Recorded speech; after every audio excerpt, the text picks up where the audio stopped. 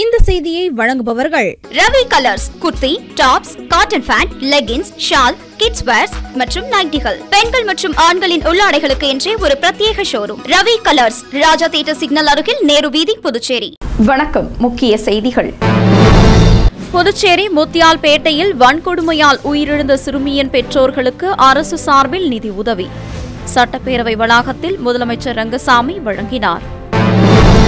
கள்ளக்குறிச்சி விஷசாராய பலி எண்ணிக்கை 65ஆக உயர்வு.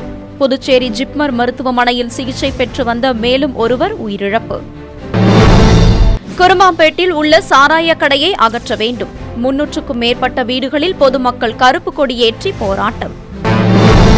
புதுச்சேரியில் கொள்ளை திட்டத்துடன் ஆயுதங்களுடன் பதுங்கியிருந்த 6 பேர் கொண்ட கும்பல் கைது செய்து சிறையில் அடைத்தனர் காவல்துறையினர்.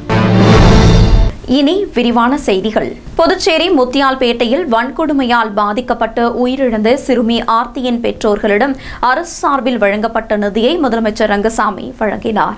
புதுச்சேரி முத்தியால்பேட்டை பகுதியில் வன்கொடுமையால் பாதிக்கப்பட்டு உயிரிழந்த சிறுமி ஆர்த்தியின் பெற்றோரிடம் ஆதிதிராவிடர் மற்றும் பழங்குடியினர் நலத்துறை வன்கொடுமை தடுப்பு சட்டத்தின் கீழ் இறப்புக்கான முதல் தவணையாக 50% நிதியாகிய 4,12,500 ரூபாய் மற்றும் புதுச்சேரி அரசின் கூடுதல் நிவாரணமான 3 லட்சம் ரூபாய் என மொத்தம் 7,12,500 ரூபாய்க்கான நிதி ஆணையினை முதலமைச்சர் ரங்கசாமி சட்டப்பேரவை வளாகத்தில் வழங்கினார்.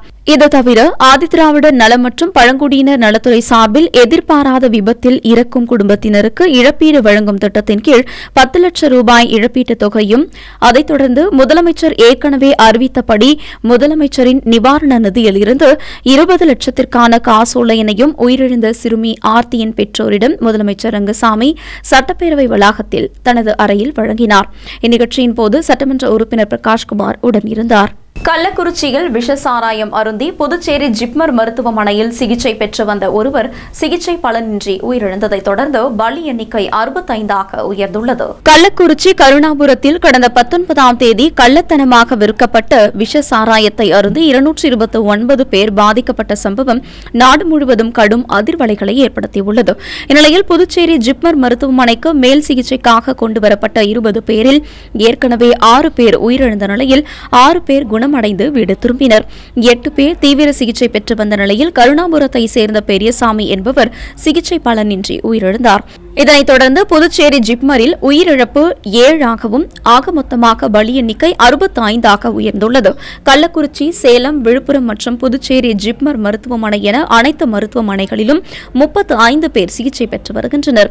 ஜிப்மரில் சிகிச்சையில் உள்ள 7 பேருக்கு சிகிச்சையில் முன்னேற்றம் இருப்பதாக மருத்துவமனை நிர்வாகம் சார்பில் தெரிவிக்கப்பட்டுள்ளது. புதுச்சேரி குருமாம்பட்டில் உள்ள சாராய கடையை அகற்ற வேண்டும் என வலியுறுத்தி 300க்கும் மேற்பட்ட வீடுகளில் அப்பகுதி பொதுமக்கள் கருப்பு கொடி ஏற்றி தங்களின் எதிர்ப்பை தெரிவித்துள்ளது பரபரப்பை ஏற்படுத்தியுள்ளது. புதுச்சேரி குருமாம்பேட் சிவசக்தி நகர் பகுதியில் 300க்கும் மேற்பட்ட வீடுகள் உள்ளது. குடியிருப்புக்கு மத்தியில் தனியாருக்கு சொந்தமான சாராய கடை உள்ளது. இதனால் பொதுமக்கள் மற்றும் குழந்தைகள் கடும் சிரமத்திற்கு உள்ளாகி வருகின்றனர். சாராய கடைக்கு குடிக்க வரும் நபர்கள் குடித்துவிட்டு இங்கு இருக்கும் வீதிகளில் துணிகளின்றி படுத்து தூங்குவதாகவும், இரவு நேரங்களில் குடியிருப்பு வாசிகளின் கதவுகளை தட்டி எழுப்பி தங்களுக்கு உணவு, தண்ணீர் கொடுக்க வேண்டும் என தொந்தரவு செய்து வருவதாகவும் பொதுமக்கள் குற்றம் சாட்டினர். 3 வருடங்களாக முதலமைச்சர், தலைமை செயலர், மாவட்ட ஆட்சியரிடம் மனுக்கள் கொடுத்து வந்ததாகவும் இதன் மீது எந்தவொரு நடவடிக்கையும் எடுக்கவில்லை என்றும் கூறப்படுகிறது. இந்நிலையில் சாராய கடைக்கான ஏலம் விடப்பட உள்ளது. சாராய கடையை அப்புறப்படுத்த வேண்டும். இந்த பகுதியில் உள்ள சாராய கடைக்கு ஏலம் விடக்கூடாது என்றும் இருக்கும் சாராய கடையை அப்புறப்படுத்த வேண்டும் என வலியுறுத்தியும் 300க்கும் மேற்பட்ட வீடுகளில் கருப்பு கொடி ஏற்றி அங்கு வசிக்கும் மக்கள் தங்களது எதிர்ப்பை தெரிவித்து வருகின்றனர். தங்கள் கோரிக்கையை ஏற்று நடவடிக்கை எடுக்கவில்லை என்றால் மறியல் போராட்டம் நடத்துவோம் என்றும் அந்த பகுதி மக்கள் தெரிவித்துள்ளனர். புதுச்சேரியில் பழிக்கு பழி வாங்க கொலை திட்டத்துடன் ஆயுதங்களுடன் பதுங்கியிருந்த 6 பேர் கொண்ட கும்பலை காவல்துறையினர் கைது செய்து காலாப்பட்டு மத்திய சிறையில் அடைத்தனர். புதுச்சேரி பெரிய கடை உதவி ஆய்வாளர் முருகன் மற்றும் காவல்துறையினர் ரோந்து பணியில் ஈடுபட்டிருந்தனர். அப்போது புதுவை செயின்ட் மேரி சேவியர் வீதியில் உள்ள மார்பக மருத்துவமனை அருகே இருட்டு பகுதியில் மர்ம கும்பல் பதுங்கியிருப்பதாக தகவல் கிடைத்தது.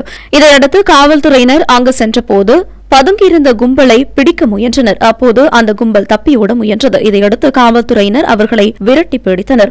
அவர்களிடம் நடத்திய விசாரணையில் அவர்கள் புதுவை இளங்கோநகரை சேர்ந்த பிரகாஷ், அரியாங்குப்பம் பாரதிபுரம் நெய்தல் தெருவை சேர்ந்த ஆடு விஜி, முருங்கப்பாக்கம் நாட்டார் தெருவை சேர்ந்த சக்திவேல், நயினார் மண்டபம் பாண்டியன் வீதியை சேர்ந்த ஜான், கோவிந்தசாலை ராஜீவ்காந்தி குடியிருப்பை சேர்ந்த செல்வம், முருங்கப்பாக்கம் குயவர் தெருவை சேர்ந்த தணிகைவேல் என்பது தெரியவந்தது.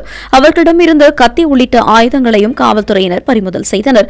கோவிந்தசாலை ஆட்டோ ஓட்டுநர் பரத்தின் கொலைக்கு பழிவாங்கவும் வழக்கு செலவிற்காக வழிப்பறியில் ஈடுபட பதுங்கியிருந்ததும் தெரியவந்தது.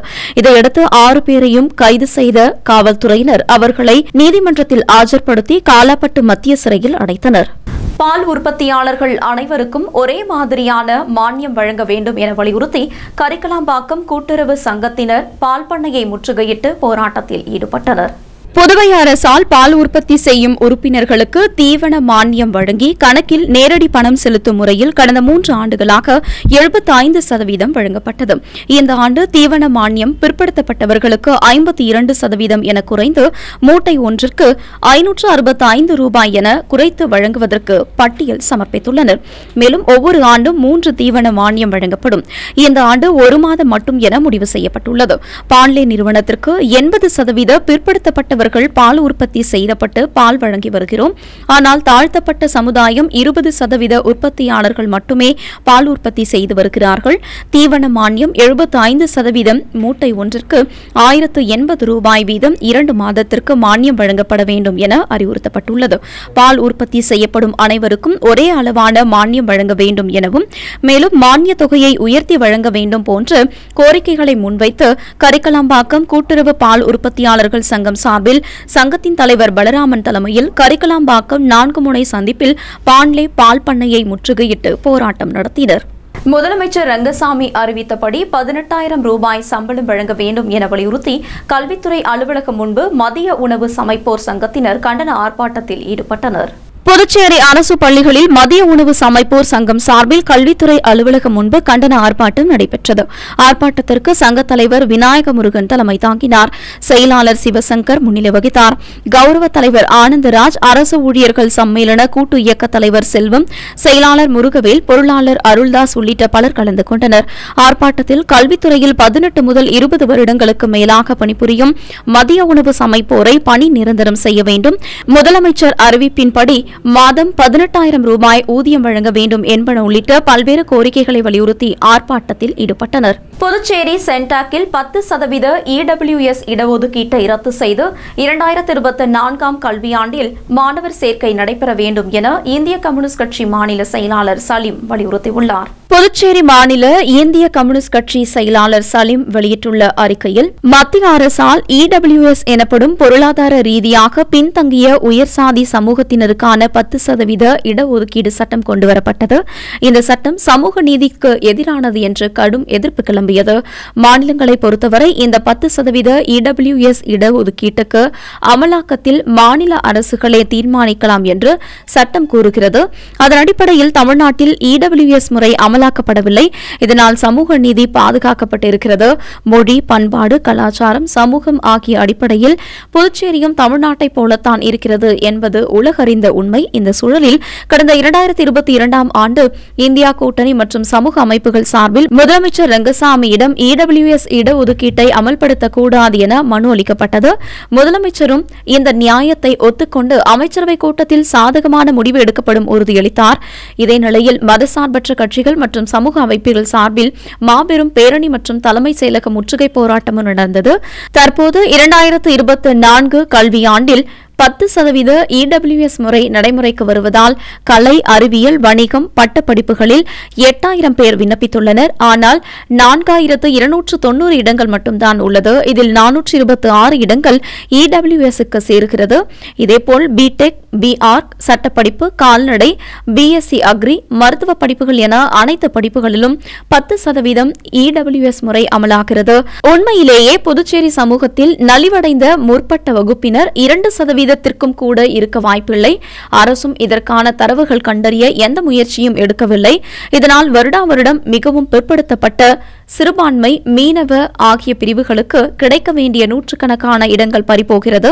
ஆளும் என்ஆர் காங்கிரஸ், பிஜேபி அரசு சமூக நீதி கொள்கையை அழித்துக் கொண்டிருக்கிறது என்று குற்றம் சாட்டியுள்ளார். மேலும் எம்பிசி, பிசி, சிறுபான்மை, மீனவர் ஆகிய மாணவர் சமூகத்திற்கு பெரும் அநீதி இழைக்கிறார்கள் என்றும் உடனடியாக இந்த பிரச்சினைகளில் புதுச்சேரி மாநில அரசு தலையிட்டு தமிழ்நாட்டை போலவே 10% இடபிள்யூஎஸ் இடஒதுக்கீட்டை ரத்து செய்து இந்த கல்வியாண்டு மாணவர் சேர்க்கை நடத்தப்பட வேண்டும் என்று வலியுறுத்தியுள்ளார். புதுச்சேரி அரசு பள்ளி மாணவர்களுக்கு செவிலியர் படிப்பிலும் இடஒதுக்கீடு வழங்க வேண்டும் என்று சென்டாக் மாணவர் பெற்றோர் நல சங்க தலைவர் நாராயணசாமி வலியுறுத்தியுள்ளார். புதுச்சேரி சென்டாக் மாணவர் பெற்றோர் நல சங்க தலைவர் நாராயணசாமி வெளியிட்டுள்ள அறிக்கையில், நர்சிங் படிப்பிற்கு புதுவையில் 3 விதமான தேர்வு மதிப்பின் அடிப்படையில் மாணவர் தேர்வு நடைபெறவுள்ளது. இதனால் கிராமப்புற ஏழை எளிய அரசு பள்ளி மாணவர்கள் அதிக அளவில் பாதிக்கப்படுவார்கள். வசதி படைத்த மாணவர்கள், தனியார் பள்ளி மாணவர்கள், வெளிமாநில மாணவர்கள் மட்டுமே புதுவை மாநிலத்தில் நர்சிங் படிக்க முடியும் என்ற நிலை ஏற்பட்டது. அரசு பள்ளியில் படித்த மாணவர்களுக்கு நர்சிங் படிப்பு என்பது எட்டாக்கனியாக உள்ளது. இதை கருத்தில் கொண்டு மருத்துவ மாணவர்களுக்கு வழங்கப்படுவது போலவே புதுவை அரசு பள்ளி மாணவர்களுக்கு நர்சிங் படிப்பில் 10% இடஒதுக்கீடு வழங்க துணைநிலை ஆளுநர் மற்றும் முதலமைச்சர் முன்வர வேண்டும் என்று தெரிவித்துள்ளார். அடுத்து வருவது புதுச்சேரியில் இன்றைய பெட்ரோல் மற்றும் டீசல் விலை விவரம். சர்வதேச சந்தையில் கச்சா எண்ணெயின் விலை நிர்ணயத்திற்கு ஏற்ப நாள்தோறும் பெட்ரோல் மற்றும் டீசல் விலை மாற்றி அமைக்கப்பட்டு விற்பனையாகி வருகின்றது. அதன்படி புதுச்சேரியில் 1 லிட்டர் பெட்ரோல் 94 ரூபாய் 23 காசுகளுக்கும், டீசல் 1 லிட்டர் 84 ரூபாய் 43 காசுகளுக்கும் விற்பனை செய்யப்பட்டு வருகிறது. இனி வருவது புதுவையில் இன்றைய தங்கம் மற்றும் வெள்ளி விலை நிலவரம். இன்றைய தங்கம் வெள்ளி விலை விவரம். புதுவையில் இன்றைய தங்கம் வெள்ளி விலை விவரம் வழங்குபவர்கள் முத்து கோல்ட் ஹவுஸ், பாண்டிச்சேரி. தங்கம் 1 கிராம் 6615 ரூபாய். இன்றைய தங்கம் வெள்ளி விலை விவரம்.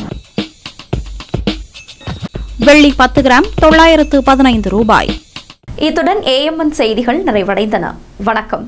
புதுச்சேரி உங்கள் ஏஎம்என் டிவி செய்திகளை யூடியூபில் உடனுக்குடன் காண ஏஎம்என் டிவி பாண்டிச்சேரி சேனலை சப்ஸ்கிரைப் செய்யுங்கள். பெல் பட்டனை மறக்காமல் கிளிக் செய்யுங்கள்.